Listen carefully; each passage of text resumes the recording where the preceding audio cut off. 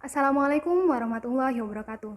Perkenalkan, nama saya Nabila Suci Humairoh, NIM 12040326196. Pertama-tama yang terhormat kepada Ibu dosen pembimbing mata kuliah Psikologi Umum, yaitu Ibu Raja Widya Novci, SIKOM MSoc SC. Baiklah, langsung saja saya di sini akan menjelaskan tentang teori psikologi humanistik. Apa itu teori psikologi humanistik? Suatu teori yang tertuju pada masalah bagaimana tiap individu dipengaruhi dan dibimbing oleh maksud-maksud pribadi yang mereka hubungkan kepada pengalaman-pengalaman mereka sendiri. Teori ini tidak lepas dari pendidikan yang berfokus pada bagaimana menghasilkan sesuatu yang efektif, bagaimana belajar yang bisa meningkatkan kreativitas dan memanfaatkan potensi yang ada pada seseorang. Langsung saja ke sejarah teori psikologi humanistik. Teori ini muncul pada tahun 1940-an sebagai reaksi ketidakpuasan terhadap pendekatan psikoanalisa dan behavioristik. Sebagai sebuah aliran dalam psikologi, aliran ini boleh dikatakan relatif masih muda. Bahkan beberapa ahlinya masih hidup dan terus-menerus mengeluarkan konsep yang relevan dengan bidang pengkajian psikologi yang sangat menekankan pentingnya kesadaran, aktualisasi diri, dan hal-hal yang bersifat positif tentang manusia. Selanjutnya yaitu tokoh-tokoh teori psikologi humanistik. Yang pertama yaitu Arthur Wright Combs. Tokoh yang kedua yaitu Carl Rogers. Dan ketiga, Abraham Maslow. Menurut Combs, perilaku yang keliru atau tidak baik terjadi karena tidak adanya kesediaan seseorang melakukan apa yang seharusnya dilakukan sebagai akibat dari adanya sesuatu yang lain yang lebih menarik atau memuaskan. Perasaan, persepsi, keyakinan, dan maksud merupakan perilaku-perilaku batiniah yang menyebabkan seseorang berbeda dengan yang lain. Agar dapat memahami orang lain, seseorang harus melihat dunia orang lain tersebut. Bagaimana ia berpikir dan merasa tentang dirinya. Itulah sebabnya, untuk mengubah perilaku orang lain, seseorang harus mengubah persepsinya. Contohnya, guru tidak bisa memaksakan seseorang untuk mempelajari hal yang tidak disukai atau dianggap tidak relevan. Misalkan, guru mengeluh murid-muridnya tidak berminat belajar. Sebenarnya, hal itu karena murid-murid itu tidak berminat melakukan apa yang dikehendaki oleh guru. Kalau saja guru tersebut lalu mengadakan aktivitas-aktivitas yang lain, barangkali murid-murid akan berubah sikapnya dan reaksinya. Ketika muncul perlawanan, bentuk perilaku buruk yang mencerminkan ketidakmauan seseorang untuk mempelajari hal yang bukan minatnya, karena sama saja dengan melakukan sesuatu, baginya tidak mendatangkan kepuasan. Tokoh yang kedua yaitu Carl Rogers. Carl Rogers adalah seorang ahli psikologi humanistik yang gagasan-gagasannya berpengaruh terhadap pikiran dan praktek-praktek psikologi di semua bidang, baik klinis, pendidikan, dan lain-lain. Lebih khusus dalam bidang pendidikan, Rogers mengutarakan pendapat tentang prinsip-prinsip belajar yang humanistik, yang meliputi hasrat untuk belajar, belajar yang berarti, belajar tanpa ancaman, dan belajar atas inisiatif sendiri. Adapun penjelasan konsep masing-masing prinsip tersebut sebagai berikut. Yang pertama yaitu hasrat untuk belajar. Menurut Rogers, manusia mempunyai hasrat alami untuk belajar. Hal ini terbukti dengan tingginya rasa ingin tahu anak apabila diberi kesempatan untuk mengeksplorasi lingkungan.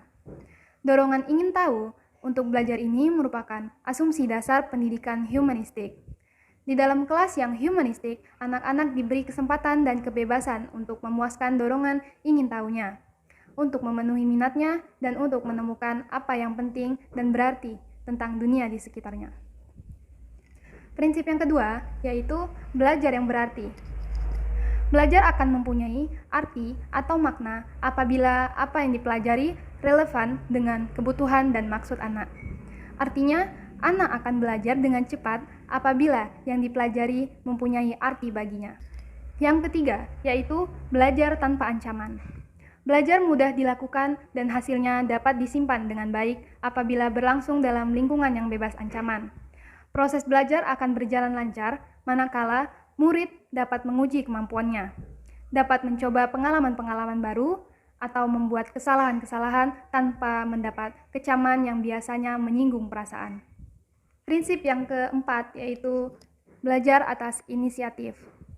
Belajar sendiri akan paling bermakna apabila hal itu dilakukan atas inisiatif sendiri dan melibatkan perasaan dan pikiran si pelajar. Apabila murid belajar atas inisiatif sendiri, ia memiliki kesempatan untuk menimbang-nimbang dan membuat keputusan, menentukan pilihan dan melakukan penilaian. Dia menjadi lebih bergantung pada dirinya sendiri dan kurang bersandar pada penilaian pihak lain. Di samping atas inisiatif sendiri, belajar juga harus melibatkan semua aspek pribadi, kognitif, maupun afektif. Rogers dan para ahli humanistik yang lain menamakan jenis belajar ini sebagai belajar dengan seluruh pribadi, belajar dengan pribadi yang utuh. Para ahli humanistik percaya bahwa belajar dengan tipe ini akan menghasilkan perasaan memiliki pada diri murid. Dengan demikian, murid akan merasa terlibat dalam belajar, lebih bersemangat menangani tugas-tugas, dan yang terpenting adalah senantiasa bergairah untuk terus belajar. Itulah keempat prinsip-prinsip belajar menurut Carl Rogers. Baiklah, dilanjutkan dengan tokoh yang ketiga yaitu Abraham Maslow. Abraham Maslow adalah tokoh yang menonjol dalam psikologi humanistik. Karyanya di bidang pemenuhan kebutuhan berpengaruh sekali terhadap upaya memahami motivasi manusia. Sebagian dari teorinya yang penting didasarkan atas asumsi bahwa dalam diri manusia terdapat dorongan positif untuk tumbuh dan kekuatan-kekuatan yang melawan atau menghalangi pertumbuhan. Abraham Maslow berpendapat bahwa manusia memiliki hierarki kebutuhan yang dimulai dari kebutuhan jasmania yang paling asasi sampai dengan kebutuhan tertinggi yaitu kebutuhan estetis. Kebutuhan jasmania atau kebutuhan fisiologis yaitu kebutuhan yang harus dipenuhi atau minimal dapat diatasi seperti pada kebutuhan makan, minum, dan tidur manusia. Apabila kebutuhan ini terpuaskan, maka muncullah kebutuhan keamanan, seperti kebutuhan kesehatan dan kebutuhan terhindar dari bahaya dan bencana. Berikutnya adalah kebutuhan untuk memiliki dan cinta kasih, seperti dorongan untuk memiliki kawan dan berkeluarga, kebutuhan untuk menjadi anggota kelompok, dan sebagainya.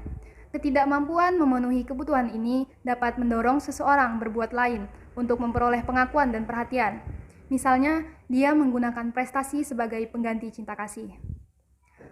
Berikutnya adalah kebutuhan harga diri, yaitu kebutuhan untuk dihargai, dihormati, dan dipercaya oleh orang lain. Apabila seseorang telah dapat memenuhi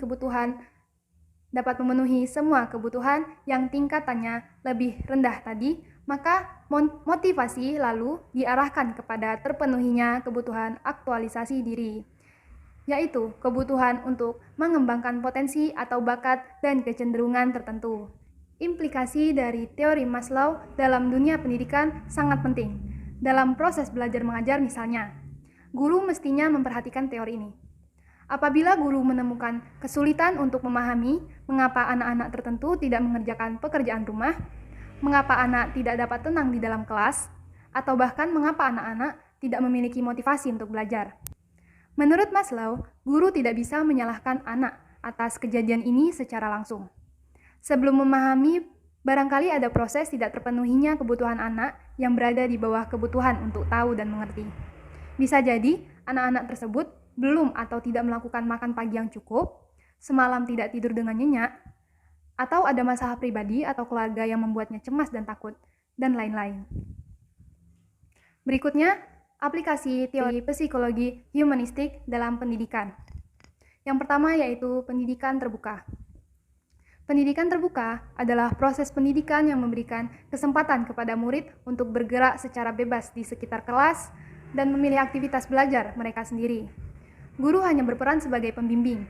Ciri utama dari proses ini adalah murid bekerja secara individual atau dalam kelompok-kelompok kecil. Dalam proses ini, mengisyaratkan adanya pusat-pusat belajar atau pusat-pusat kegiatan di dalam kelas yang memungkinkan murid mengeksplorasi bidang-bidang pelajaran, topik-topik, keterampilan-keterampilan, atau minat-minat tertentu. Pusat ini dapat memberikan petunjuk untuk mempelajari suatu topik tanpa hadirnya guru dan dapat mencatat partisipasi dan kemajuan murid untuk nantinya dibicarakan dengan guru. Adapun kriteria yang disyaratkan dalam model ini, yaitu yang pertama, tersedia fasilitas untuk memudahkan proses belajar. Yang kedua, adanya suasana penuh kasih sayang, hangat, hormat, dan terbuka. Yang ketiga, adanya kesempatan bagi guru dan murid untuk bersama-sama mendiagnosis peristiwa-peristiwa belajar. Aplikasi yang kedua yaitu belajar kooperatif. Belajar kooperatif merupakan fondasi yang baik untuk meningkatkan dorongan berprestasi murid. Dalam prakteknya, belajar kooperatif memiliki 3 karakteristik. Yang pertama, murid bekerja dalam tim-tim belajar yang kecil, atau 4-6 orang anggota, dan komposisi ini tetap selama beberapa minggu. Yang kedua, murid didorong untuk saling membantu dalam mempelajari bahan yang bersifat akademik dan melakukannya secara berkelompok. Yang ketiga, murid diberi imbalan atau hadiah atas dasar prestasi kelompok. Selanjutnya, aplikasi ketiga yaitu pembelajaran mandiri. Pembelajaran mandiri adalah proses pembelajaran yang menuntut murid menjadi subjek yang harus merancang, mengatur, dan mengontrol kegiatan mereka sendiri secara bertanggung jawab. Proses ini tidak tergantung pada subjek maupun metode instruksional, melainkan kepada siapa yang belajar, mencakup siapa yang memutuskan tentang apa yang akan dipelajari, siapa yang harus mempelajari sesuatu hal, metode, dan sumber apa saja yang akan digunakan, dan bagaimana cara mengukur keberhasilan upaya belajar yang telah dilaksanakan. Dalam pelaksanaannya, proses ini cocok untuk pembelajaran di tingkat atau level perguruan tinggi, karena menuntut kemandirian yang tinggi dari peserta didik. Di sini pendidik beralih fungsi menjadi fasilitator proses belajar, bukan sebagai penentu proses belajar. Meski demikian, pendidik harus siap untuk menjadi tempat bertanya dan bahkan diharapkan pendidik betul-betul ahli di bidang yang dipelajari peserta. Agar tidak terjadi kesenjangan hubungan antara peserta dan pendidik, perlu dilakukan negosiasi dalam perancangan pembelajaran secara keseluruhan. Tanggung jawab peserta didik dan pengajar harus dibuat secara eksplisit dalam perancangan pembelajaran. Partisipasi para peserta didik dalam penentuan tujuan belajar akan membuat mereka lebih berkomitmen terhadap proses pembelajaran. Yang terakhir yaitu kesimpulan. Teori psikologi humanistik adalah teori yang memanusiakan manusia. Bagaimana memanusiakannya? Ketika mereka bisa mencapai aktualisasi diri, bisa memahami dirinya sendiri, serta mampu merealisasikan diri sebagai orang yang sukses. Baiklah, itulah tadi penjelasan dari saya tentang teori psikologi humanistik. Jika ada penjelasan yang salah atau kurang tepat, mohon dimaafkan, karena saya di sini juga belajar, dan mohon bimbingannya kepada Ibu dosen. Terima kasih. Akhir kata, wassalamualaikum warahmatullahi wabarakatuh.